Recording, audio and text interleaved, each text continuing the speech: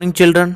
आज हम 10th class की 6th poem Amanda written by Robin Klein, जो कि ऑस्ट्रेलिया से बिलोंग करती है और चिल्ड्रन पर बहुत ज़्यादा लिखती हैं, बच्चों पर बहुत ज़्यादा लिखती हैं, ऐसी पोइट हैं।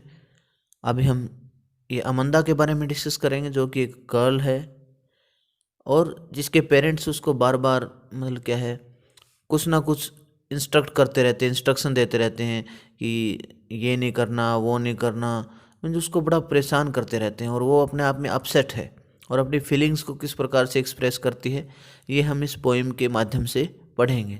Let's start. Every child feels that she or he is controlled and instructed not to do one thing or another। इसमें बताते हैं कि स्टार्टिंग लाइंस जो पोइम की हैं कि अभी पोइम स्टार्ट नहीं हो लेकिन एक स्टेटमेंट दी हुई है जिसमें पोइम के बारे में बताया गया है कि ये पोइम किसके बारे में है, कि हर बच्चा अपने आप में बड़ा बंधा हुआ नियंत्रित सा महसूस करता है अपने आप में। And instructed not to do one thing और अनदर, और मतलब उसको दिशा निर्देश दिए जाते हैं कि ये चीज़ करनी है, ये नहीं करनी है, इस प्रकार से। You too may feel that your freedom is curtailed, और आप भी, जब आपको भी कहा जाए अपने पेरेंट्स के द्वारा कुछ भी, तो आप भी ये महसूस कर सकते हैं कि आपकी जो आज़ादी है, फ्रीडम है, कहीं ना कहीं लॉस हो गई है। और सर्टेल्ड का मीनिंग यहाँ है लॉस्ट, कि आपकी जो आज़ादी कहीं न कहीं छिन गई है, आपसे हनन हो गया है उसका। Write down some of the things you want to do, आप ऐसी कुछ बातें लिखो जो आप करना चाहते हो, but your parents elders do not allow you to, लेकिन आपके जो बड़े बूढ़े या पेरेंट्स आपको अनुमति नहीं देते हैं वो सब करने के, अलाउ नहीं करते हैं आप। To read the poem aloud, कि इस पोइम को ज़्यादा ज़ोर से पढ़ने के लिए। फॉर्म पेयर्स, ज़्यादा से ज़्यादा जोड़े बनाओ। ईच रीडिंग ऑल्टरनेट स्टेंजाज, मतलब हर ऑल्टरनेट स्टेंजाज को अच्छी तरह से पढ़ो। You are in for a surprise, मतलब आपको हैरान रह जाओगे एक प्रकार से। देखिए हम रीडिंग स्टार्ट करते हैं। Don't bite your nails Amanda, don't hunch your shoulders Amanda, stop that slouching and sit up straight Amanda. इसी फर्स्ट स्टेंजा में उसके पेरेंट्स के द्वारा बोला गया है और उसमें कहते हैं कि बाइट बाइट करना होता है मतलब काटना, जिस प्रकार से कुतरना जिसको बोलते हैं, और निबल हम इंग्लिश में कह सकते हैं NIBBLE। उसके पेरेंट्स कह रहे हैं उसको, फर्स्ट स्टेंजा में उसके पेरेंट्स स्पीकर हैं, कहते हैं कि अपने दो नाखून है ना, नेल्स हैं, उनको मत इस तरह से चबाओ या कुतरो अमंदा, ठीक है ना, कुतरना। इस प्रकार से क्यों कुतर रहे हो आप इसको। Don't hunch your shoulders अमंदा, hunch के करना क्या होता है कि रेज करना, उठाना, कि अपने कंधों को मत उठाओ, इस तरह से कंधों को ऊपर उठा लेते हैं ना कई बच्चे, कि इस तरह से मत उठाओ, कैसे कंधे लटका कर चल रहे हो ऐसे। Stop that slouching and sit up straight, slouching क्या होता है, क्राउचिंग, दुबकना, दुबक कर मतलब बैठ जाना, इस प्रकार से कि दुबक कर बैठना बंद करो है मंदा। एंड सिट अप स्ट्राइट, और सीधी बैठो ऊपर की तरफ, बिल्कुल प्रॉपर डायरेक्शन में। स्ट्रेट मीन्स प्रॉपर तरीके से बैठो। फर्स्ट स्टेंजा में कहा गया है, लेकिन ये जो ब्रैकेट्स में है ये स्टेंजा, ये किसके बारे में है, अमंदा के बारे में। There is a language emerald sea where the sole inhabitant is me, a mermaid drifting blissfully। क्या बताती है कि देर इज अ लैंग्वेज, लैंग्वेज क्या होता है, एक प्रकार से शांत, रिलैक्स्ड, पीसफुल।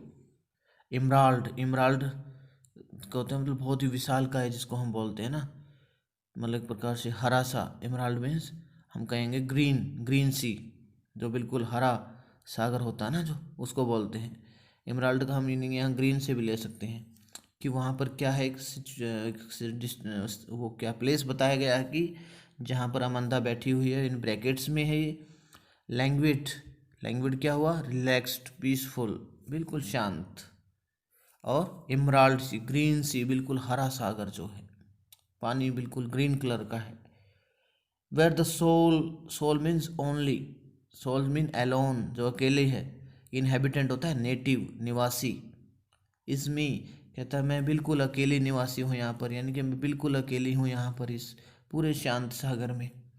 आ ममेड, ममेड बोलते हैं हम जो कि जल परी होती है उसको बोलते हैं वाटर फेरी। वाटर फेरी कि एक जल परी हूँ मैं यहाँ।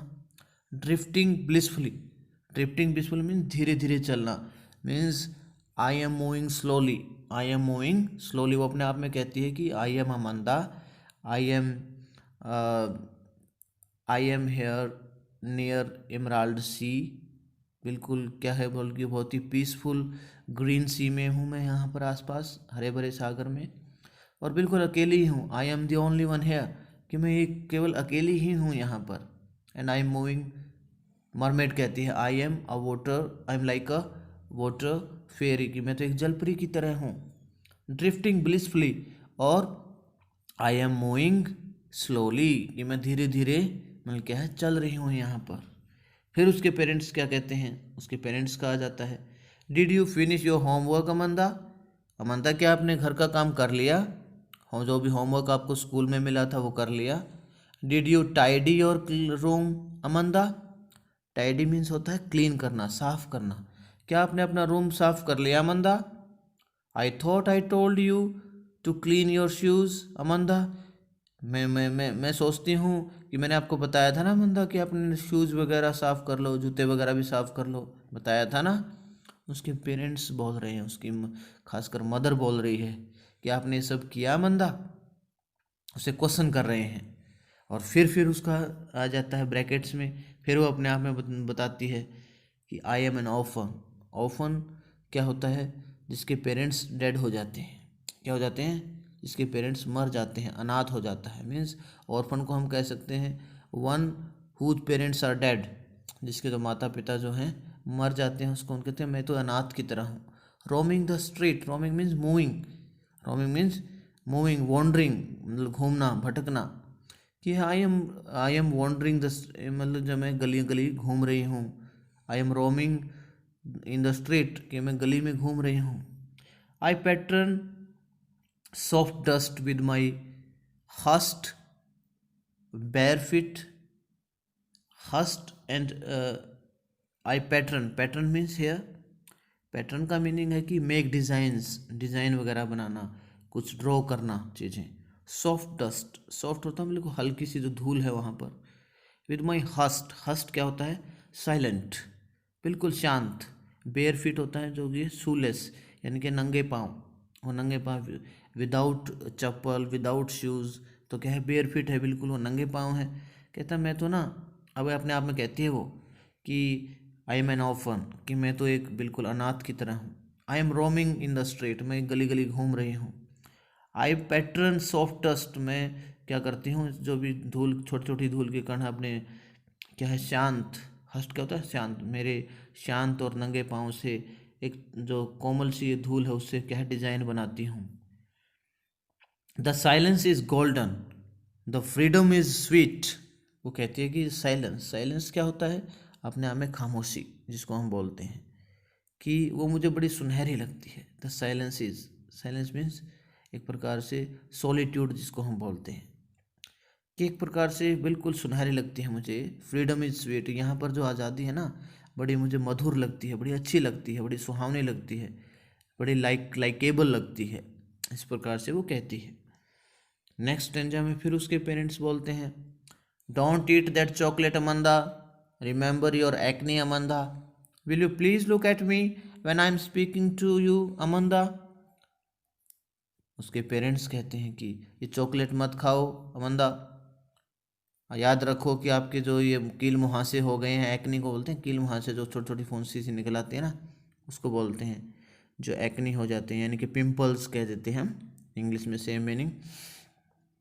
तो क्या है, will you please look at me when I am speaking to you, कहता है कि मैं जो बात बता रही हूँ ना अमंदा आपको, क्या उस पर आप ध्यान दे रही हो अमंदा, जो भी मैं कह रही हूँ कि मतलब क्या है, जो भी मैं आपको समझा रही हूँ चीज़ें उस पर ध्यान दे रहे हो आप, इस बात को लेकर कहती है। फिर अमंदा का स्टेंजा आ जाता है और वो कहती है कि I am Rapunzel, I have not a care, life in a tower is tranquil and rare, I'll certainly never let down my bright hair. देखो कितनी बढ़िया, मतलब एक प्रकार से इसमें एक राइम स्कीम भी दी गई है, रेपुंजल। अब अपने आप को क्या कहती है कि I am a Rapunzel. Rapunzel क्या होता है, जो एक प्रकार से हम कहें तो रेपुंजल हम उसको भी कह सकते हैं जो कि एक प्रकार से कि कहीं पर मतलब क्या है अपने उसमें, अगर हम इसको अच्छी तरह से डिस्क्रिप्शन दें कि रेपुंजल जो है एक बहुत ही सुंदर लड़की होती है, विद लॉन्ग हेयर, लंबे लंबे बाल होते हैं उसके, ठीक है। और एक प्रकार से वो क्या थी, उसकी कहानी है, एक स्टोरी है, जिसमें एक टावर में ना उसको बंदी बना लिया गया था, एक जादूगरनी ने उसको, एक विच ने उसको क्या है बंदी बना लिया था। और वो अपनी कल्पना में ही रेपुंजल बनने की सोचती है कि जैसे उसके पेरेंट्स ने उसको जकड़ लिया है इस प्रकार से। और फिर क्या होता है, और वहाँ पर वो रेपुंजल बनने के लिए सोचती है, शांत जीवन व्यतीत करती है। और यह मतलब अपने और ये वो फैसला भी करती है कि कभी भी अपने बालों को नीचे नहीं गिराएगी। इस प्रकार से हम इस स्टेंजा में देखते हैं कि तो अपने आप को रेपुंजल कहती हो। क्या रेपुंजल, रेपुंजल क्या थी, एक Rapunzel was a beautiful girl, ठीक है, विद लॉन्ग हेयर, और उसके बहुत क्या थे, लंबे बाल थे। I have not a care, कहती है nobody is here to take care of me, कहते हैं मेरी तो देखभाल करने के लिए कोई नहीं है। Life in a tower is tranquil and rare, और मेरी जिस टावर में, यानी कि जो हाउस है उसका घर है, उसकी ज़िंदगी, और जो टावर टावर एक प्रकार से कह रहे हैं कि जो वहाँ पर टावर बना हुआ है, वैसे टावर की कहानी भी है कि रेपुंजल को एक जादूगरनी ने टावर में बंदी बना लिया था। ट्रैंक्विल का मतलब होता है कि बहुत ज़्यादा फ्री होना अपने आप में, ट्रैंक्विल एंड रेयर, और एक प्रकार से दुर्लभ सी अपने आप को बताती है कि किस प्रकार से वो पीसफुल है।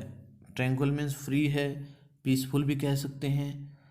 रेयर क्या क्या मतलब अनकॉमन, यानी कि बहुत दुर्लभ, दुर्लभ कहते हैं इस टावर में जो जिंदगी है ना बड़ी दुर्लभ है, बड़ी शांत भरी है। I will certainly never let down my bright hair, कि मैं भी, रेपुंजल ने जैसे किया था ना, मैं भी अपने चमकीले बालों को कभी नीचे नहीं गिराऊंगी, मुझे बहुत अच्छे लगते हैं ये। और I want to be free here, मैं बिल्कुल यहाँ पर स्वतंत्र हूँ और यहीं रहना चाहती हूँ। अब उसके पेरेंट्स फिर कहने लग जाते हैं, लास्ट स्टेंजा है, stop that sulking at once Amanda, you are always so moody Amanda, anyone would think that I nagged at you Amanda. कहते कि स्टॉप दैट सल्किंग, सल्किंग क्या होता है, गेटिंग बैड टेम्पर्ड, चिड़चिड़ा हो जाना, इरिटेटेड सा हो जाना। और क्या है, कहते हैं इस stop that sulking at once, ये चिड़चिड़ा होना बंद करो ये अमंदा, इरिटेशन बंद करो ये, always so moody अमंदा। Moody means आप सदा ही मतलब इस तरह की रही हो, यानी कि इसी तरह के बिहेवियर आपका रहा है। मूडी मीन्स मतलब अपने ही अंदाज से मतलब व्यवहार करना इस प्रकार से। Anyone would think I nagged at you Amanda, nagged means कि झगड़ा करना, कि मैंने, कोई भी सोचेगा कि इनका तो झगड़ा हो गया आपस में, आपके और मेरे बारे में सोचेगा। अमंदा इस तरह से ये बातें करना बंद करो अमंदा, कोई भी सोचेगा कि मैंने तुम्हारे साथ झगड़ा कर लिया है, तो इस तरह की बातें ठीक नहीं है अमंदा, उसको बिल्कुल अच्छी तरह से समझाती है। अब हम इसके क्वेश्चन आंसर डिस्कस कर लेते हैं। फर्स्ट क्वेश्चन क्या है, how old do you think अमंदा is, कि आप क्या सोचते हो अमंदा कितने साल की है। हम कहेंगे कि अमंदा एक टीनेजर लड़की ही लग रही है, इतना तो मतलब क्या है, केयरफुल हो जाता है। अमंदा इज़ अ टीनेजर गर्ल, हो सकता है मैं 11, 12, 13 की मतलब इसकी एज रही हो, लगभग 12 और 13। How do you know this, आपको कैसे पता है सब, क्योंकि क्या है, सबसे बढ़िया बात तो, सबसे बड़ा एग्जांपल है कि जब उसकी मदर कहती है ना चॉकलेट के बारे में, और वो मतलब क्या है चॉकलेट खाते हैं, और एक्नी एक्नी के बारे में बात करते हैं, पिंपल वगैरह, जो पिंपल वगैरह हैं वो 13, 14, 15 या 12 की एज में निकल ही आते हैं। सो हम कहते हैं कि we know this with the help of acne, acne की मतलब सहायता से हमें पता लगा कि we know it because her parents are saying ना that you are not allowed to eat chocolate, you will have acne on your face. जब उसको कहते हैं कि आप मतलब ये चॉकलेट वगैरह नहीं खाओ, आपके चेहरे पे पिंपल्स वगैरह हो जाएंगे, फुंसियाँ सी हो जाएंगी, तो उससे हमें पता चलता है सब। We know by this. Who do you think is speaking to her? आप कौन सोच रहे हो उसके, मतलब उसके फादर और mother? We are not sure कि मतलब कौन बोल रहा है, वैसे मदर ज़्यादा बेटर लग रही है मुझे। तो we think that her parents are speaking to her, उसके पेरेंट्स ही बोल रहे हैं। Whether it is whether mother और फादर, इस बारे में श्योर नहीं है, बट है उसके पेरेंट्स ही, श्योर है ये बात। Why are stanzas 2, 4 and 6 given in parenthesis? इसमें क्यों दिए गए हैं इसमें? क्योंकि ये जो स्टेंजा है ना, ये किसके द्वारा बोले गए हैं? Who is the speaker? Speaker कौन है? The speaker is Amanda. अमंदा in stanzas में क्या है? स्पीकर है, और वो अपने बारे में ही बता रही है। मीन्स हम कह सकते हैं कि the stanzas 2, 4 and 6 are are spoken by Amanda, Amanda के द्वारा बोले गए हैं। और यहाँ एक there is a change in the, मतलब जो भी है एक बदलाव सा आता है, वो बोलते हैं। और उसके जो थॉट्स को भी बताते हैं कि, क्योंकि जो स्टेंजाज है ना, these stanzas tell us about the thoughts of Amanda, Amanda के बारे में कि अमंदा के क्या क्या विचार है, उसको भी बताते हैं। Who is the speaker in stanza 2, 4 and 6? Speaker is Amanda, Amanda है स्पीकर, ये इसमें भी आया है। Do you think the speaker is listening to the speaker in stanza 1, 3, 5 and 7? Do you think the speaker is listening to the speaker? जो speaker है वो उसको सुन रहा है? क्या आप कैसे ऐसा सोचते हो? क्या लगता है आपको ऐसा? हम कह सकते हैं कि जो स्टेंजा 2 में ना, जो स्पीकर है वो है, she does not listen to the speaker of the stanzas, नहीं सुनती है वो, ऐसा लगता है, क्योंकि बार बार उसके पेरेंट्स कहते रहते हैं और वो अपने उसमें चलती हैं कि ये कहते हैं कि इरिटेशन सी हो गई है उसको, और कोई भी कहेगा कि झगड़ा हो गया, इस प्रकार से इसका मतलब लगता है कि Amanda is not caring for her parents what they are guiding her, जो उसको गाइड कर रहे हैं, कि जो भी गाइड कर रहे हैं वो ध्यान नहीं दे रही है, ऐसा लगता है। What could Amanda do if she were a mermaid? Amanda क्या कर सकती थी अगर वो एक, क्या है, जलपरी होती? क्या करती वो, क्या करती? और क्या था, बिल्कुल इसमें जो स्टेंजा में बताया गया है ना, हम यहाँ से ले सकते हैं इसका 5th क्वेश्चन का आंसर। कहाँ से ले सकते हैं? जहाँ ये स्टेंजा है, हाँ, कहती है कि अगर मैं एक, क्या होती, मरमेड, तो मैं क्या करती, इमराल्ड सी में जाकर उसमें, क्या है, बिल्कुल मूव करती अच्छी तरह से। तो वो एक पॉसिबिलिटी सी दिखाएगी, हम इसको आंसर को ऐसे सेट कर सकते हैं कि इफ़, अगर हम स्टार्टिंग करें तो if she were a mermaid, comma, she could she could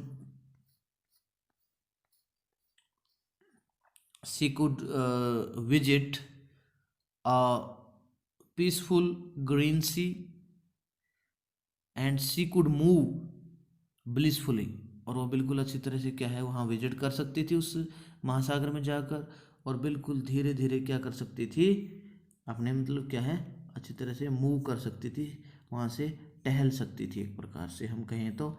next question क्या है? Is Amanda an orphan? Why does she so? Amanda क्या है, ऑर्फन है? नो नो नो, अमंदा के तो पेरेंट्स उससे बोल रहे हैं वो, और अनाथ कैसे हो सकती है? No, Amanda is not an orphan. Why does she say, ऐसा क्यों कहती है? बिकॉज नो बडी is there to listen to her, क्योंकि उसको सुनने वाला कोई है ही नहीं, उसकी बात को कोई मानता ही नहीं है, ठीक है।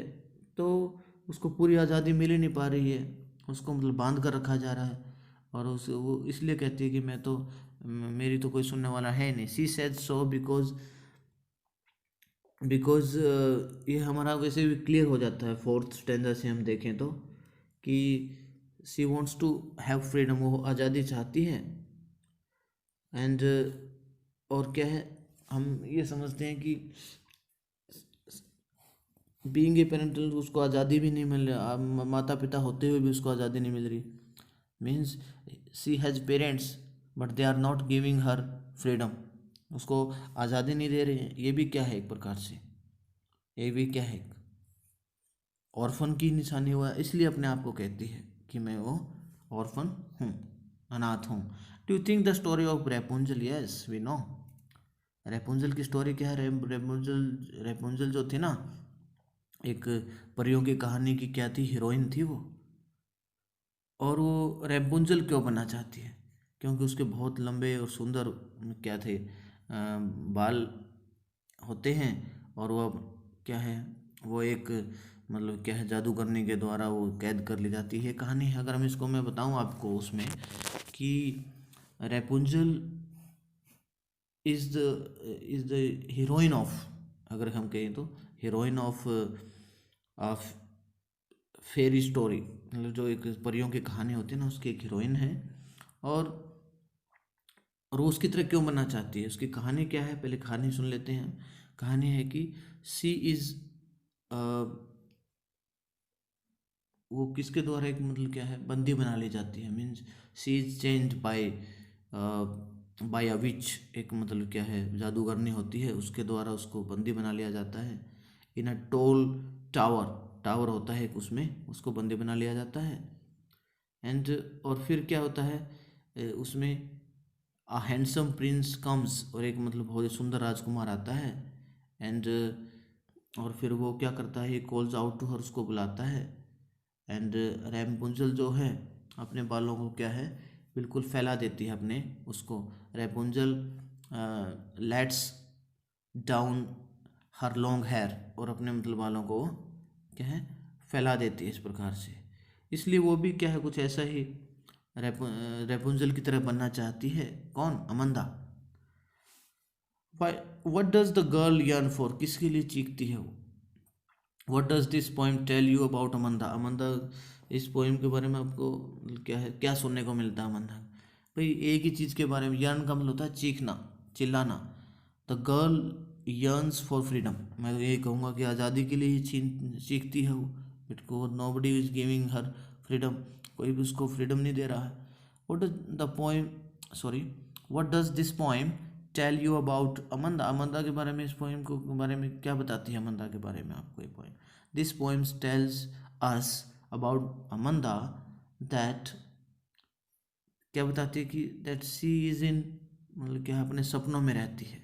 और अ, अपने एक तो घर के मतलब क्या बताती है कि she wants to enjoy her life, अपनी अपनी इन्जॉय हर लाइफ, अपनी लाइफ को बहुत इन्जॉय करना चाहती है। She wants to get herself free, अपने आप को फ्री करना चाहती है।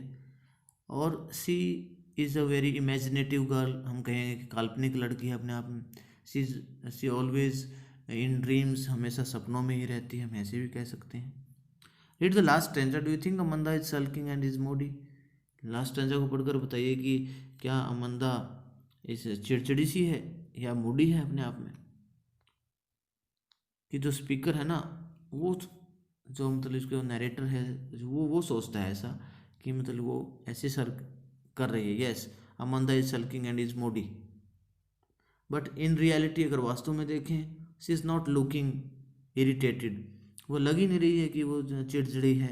एंड शी इज़ मूडी, वो मूडी भी मतलब नहीं, अपने आप में नहीं लग रही है। लेकिन बस वो तो अपनी क्या है, जो भी उसकी सराउंडिंग्स है ना, उससे लग रही है, जो भी उसके आसपास का इलाका, उससे थोड़ी चिड़चिड़ी हो गई है। क्योंकि उसके पेरेंट्स हमेशा उसको कुछ ना कुछ कहते रहते हैं इस तरह से। So thank you very much.